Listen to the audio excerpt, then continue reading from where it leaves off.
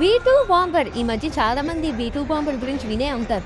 Iran nuclear sites attack చేయడానికి USA వాళ్ళు ఈ B2 బాంబర్ ని యూజ్ చేశారు. B2 బాంబర్ వరల్డ్ లోనే deadliest aircraft and the most advanced stealth bomber and devils of the sky అని కూడా అంటారు B2 బాంబర్ ని. స్టెల్త్ టెక్నాలజీ యూజ్ చేస్తే B2 అంటే ఏంటంటే ఇప్పుడు ఒక ఎయిర్ క్రాఫ్ట్ ఒక కంట్రీలోకి ఎంటర్ అవుతుంది అంటే అప్పుడున్న రేడార్ సిస్టమ్ అది డిటెక్ట్ చేయగలదు.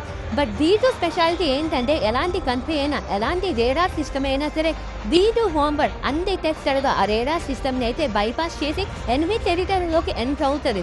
ఇది ఎందుకంటే డేంజరస్ అంటే ఒక్కసారి గాల్లోకి ఎగిరింది అంటే 11,000 కిలోమీటర్లు ట్రావెల్ చేయగలదు వితౌట్ రీఫ్యూలింగ్. కొంచెం అంతా కూడా చుట్టే వచ్చేది ఒకసారి కూడా భూమి మీద ల్యాండ్ చేయకుండా. ఎందుకంటే దీనికి ఎయిర్ ఫ్యూలింగ్ ఆప్షన్ కూడా ఉంది, గాల్లోనే రీఫ్యూల్ చేసుకోవచ్చు. ఇది బోత్ రెగ్యులర్ బాంబ్స్ ని as well as nuclear weapons ని కూడా డెలివర్ చేయగలదు విత్ పిన్ పాయింట్ యాక్యురసీ ఎంత స్మాల్ ఆర్ హిడెన్.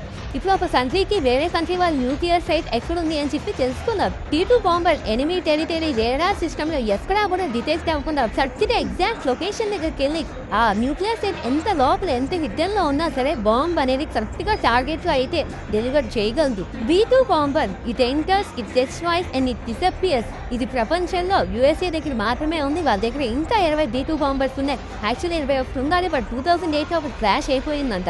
ఒక్కొక్క ఎయిర్ క్రాఫ్ట్ 2.1 బిలియన్. యుఎస్ఏని the most powerful country in the world అంట.